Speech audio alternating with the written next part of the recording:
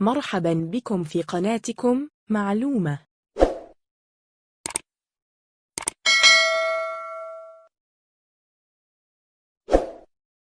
يعود سبب تهديد استمرارية الحيوانات إلى تدمير الإنسان لبيئاتها الطبيعية، خصوصاً الغابات الاستوائية التي تضم عدداً كبيراً من الأشجار، التي أصبحت من المصادر الأساسية للحصول على الخشب والموارد الأخرى. ومع قطع الإنسان لتلك الأشجار، تفقد أنواع كثيرة من الحيوانات موطنها الأصلي، مما يجعلها فريسة سهلة لغيرها من الحيوانات. ولا يقتصر التهديد على الغابات الاستوائية فقط، فهناك العديد من العوامل التي تهدد الحيوانات، وأهمها التنوع البيولوجي. وأظهرت الأحافير التي يبلغ عمرها ملايين السنين أن التنوع البيولوجي يعد من أهم عوامل استمرارية جميع أشكال الحياة على سطح الأرض. ويواجه العالم اليوم مشكلة تهديد لعدد من أشكال الحياة على سطحه، وتبين القائمة التالية أكثر 10 حيوانات مهددة بالانقراض. النمر السيبيري. النمر السيبيري هو من أقوى وأكبر أنواع النمور، يعيش بشكل رئيسي في الشرق الأقصى لروسيا، وقد يتواجد في أنحاء عدة من كوريا الشمالية، الصين وشرق منغوليا. وقد واجهت أعداده خطر الانقراض وانخفاضا ملحوظا، لكن بعد الجهود التي بذلت وتحت الحماية المشددة، ارتفعت أعداده لتبلغ أكثر من 500 نمر. يرتدي النمر السيبيري معطفا سميكا وشاحب، لونه محمر ومصفر، تنتشر عليه خطوط سوداء بشكل متقطع. يتمتع بجسد طويل ممتلئ، أقدامه قصيرة نسبيا، ولديه ذيل طويل يمتد حتى 99 سنتيمترا، ولا يقل طول جسم البالغين عن 150 سنتيمتر، وبوزن قد يفوق 110 إلى 306 كيلوغراما. يشبه في حجمه وشكل جمجمته الأسود. وكغيره من الحيوانات، تعرض النمر السيبيري لتهديدات تسببت في انخفاض أعداده على نحو خطير، أبرزها الصيد الجائر وتدمير الغابات والأشجار الغير القانوني. وقد تعرض إلى تهديدات أخرى في الماضي بالتزامن مع نشوب الحرب الأهلية الروسية، التي دفعته إلى الزحف من النطاق الشمالي والغربي. ويتمتع اليوم بحماية صارمة ورعاية مكثفة من قبل جمعيات حماية البيئة والحيوان. قرد البونوبو.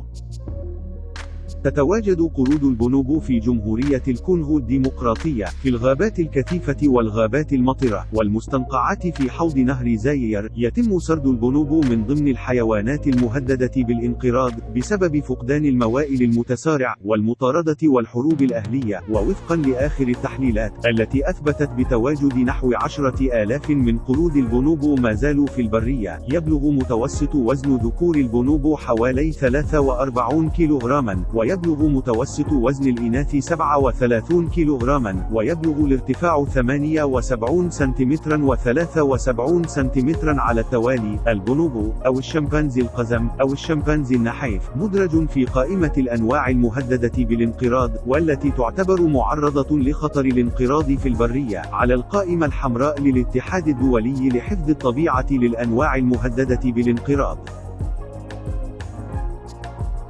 الباندا العملاق. الباندا العملاقة، أو الدب الصيني، حيوان ضخم من عائلة الدب، موطنه الأصلي جنوب وسط وجنوب غرب الصين. يمكن بسهولة التعرف عليها عن طريق الهالات السوداء حول عينيها وأذنيها وجسمها المستدير، كما اشتهرت كونها دببة لها فرون سميك يحميها من البرد. فالذكور أكبر حجما من الإناث وتزن ما يقرب من 110 كيلوغرامات، بينما تزن الإناث ما يقرب من 95 كيلوغرام. يتراوح طول جسمه حوالي 1 متر و40 سنتيمتر، وهو محمي من الانقراض، إذ لا يتجاوز عدده 1000. وعلى الرغم من أنها مصنفة ضمن الحيوانات آكلة اللحوم، إلا أن 99% تقريبا من وجباتها تتكون من الخيزران، كما أنها تأكل أيضا العسل، والبيض، والسمك، والبطاطس، والبرتقال، والموز. والباندا العملاقة هي نوع من الأنواع المحمية من الانقراض. ويظهر تقرير صدر عام 2007 أن الباندا الباندا العملاقة وصل عددها إلى 239، وهي التي تعيش في الأسر داخل الصين و27 خارج البلاد. أما في البرية فهناك حوالي 1590 فردا يعيش في البرية، وهناك دراسة أجريت عام 2006 عن طريق تحليل الحمض النووي يقدر فيه أن هذا الرقم يمكن أن يصل من 2000 إلى 3000. وتشير بعض التقارير أيضا أن عدد الباندا العملاقة في البرية آخذة في الارتفاع. الغوريلا الجبلي. تعتبر الغوريلا الجبلية أحد السلالات الفرعية للغوريلا الشرقية، وهي من الحيوانات الأكثر عرضة للانقراض، وهي عبارة عن قرد كبير الحجم وشديد القوة، كما أن لديها جذع قصير وصدر وكتف عريض، ومنطقة الوجه والكفوف وباطن القدم والصدر لا يتواجد بهم شعر، ويبلغ متوسط وزن ذكر الغوريلا الجبلية 195 كيلوغرام.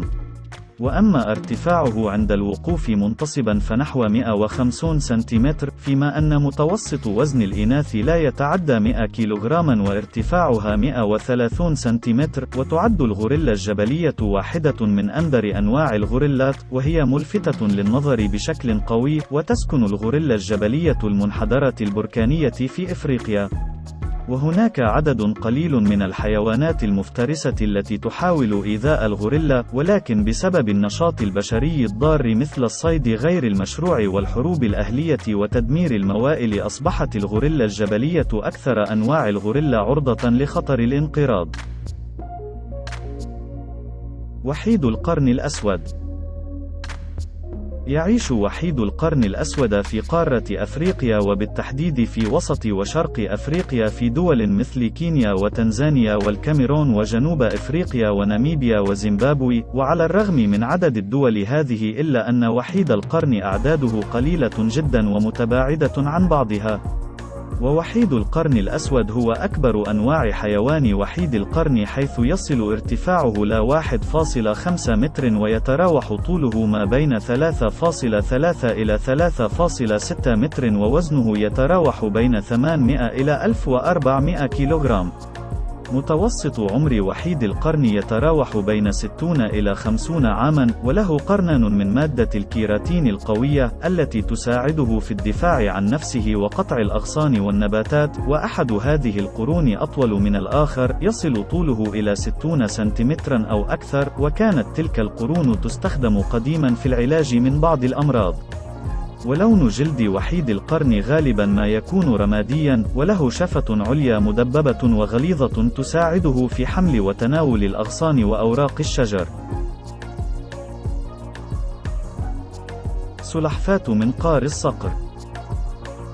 سلحفاة منقار الصقر هي أحد أنواع السلاحف البحرية المهددة بالانقراض، وتوجد في المحيط الهندي والهادي والأطلسي، وهي شبيهة بالسلاحف البحرية الأخرى، وتستطيع التكيف مع الظروف البيئية المحيطة، وتعيش في المناطق المفتوحة والأماكن الضحلة والبحيرة والشعاب المرجانية.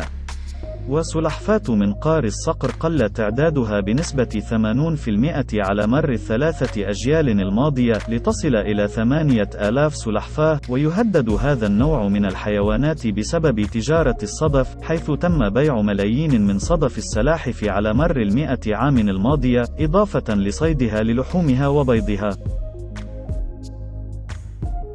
القرد السومطري. القرد السومطري أو إنسان الغاب كما يطلقون عليه، تتميز هذه السلسلة من القرود بذكائها الشديد، وكونها تسخر الأشياء من حولها لخدمتها، كما أنك لو شاهدتها تنجذب لها للغاية بسبب تمتعها بشعر أحمر فاتح وشكلا مميز. والغريب في هذا القرد كونه لا يعيش في مجموعات مثل باقي القرود، مما جعله فريسة سهلة للصيادين.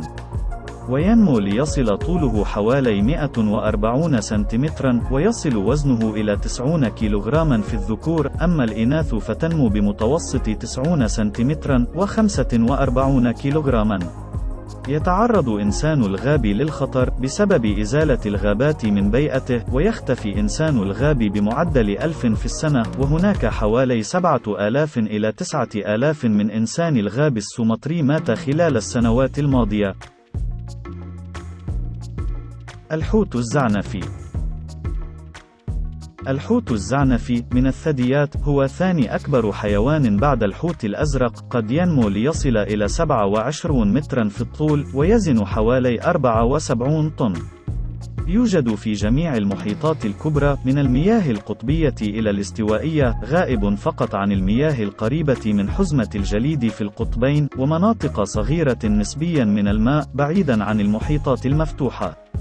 وكمثل كل الحيتان الكبيرة الأخرى، تم اصطياده بشكل كبير خلال القرن العشرين، ويعتبر من الأنواع المهددة بالانقراض، وتتراوح تقديرات الإعداد في العالم أقل من 100,000 إلى 119,000 تقريبا.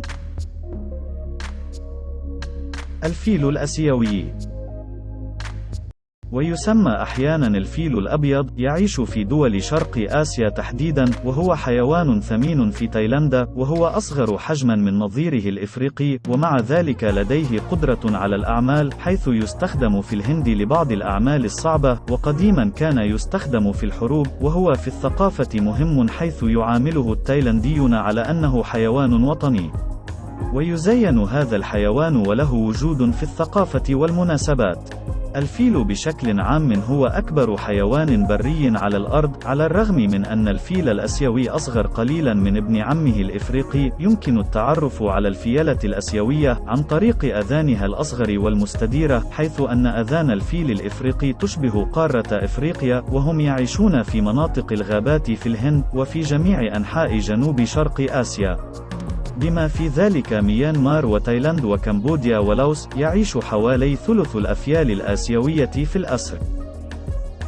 يصنف الفيل الآسيوي على أنه مهدد بالانقراض من قبل الاتحاد الدولي لحفظ الطبيعة، حيث انخفض عددها بما يقدر بنحو 50% على مدى السنوات 75 الماضية، وهناك ما يقدر ب20,000 إلى 40,000 من الفيلة الآسيوية في البرية.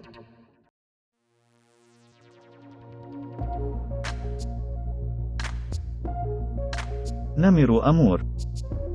نمر آمور أو النمر الشرقي أكثر أنواع النمور المهددة بالانقراض، حيث صنف في عام 2007 كنوع مهدد بالانقراض من الدرجة القصوى، ولا يوجد إلا 57 نمرا فقط من هذا النوع في روسيا، و12 أخريين في الصين حسب بيانات نشرت في فبراير عام 2015.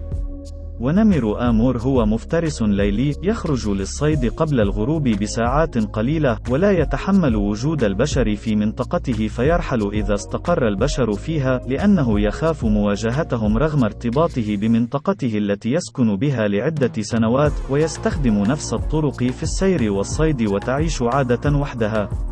وما يهدد حياة تلك الكائنات هو تغير الطقس، وفصول السنة، وكثرة انتشار الدببة والذئاب، وزحف البشر على منطقته، كما تم قتل جميع نمور آمور في كوريا الشمالية.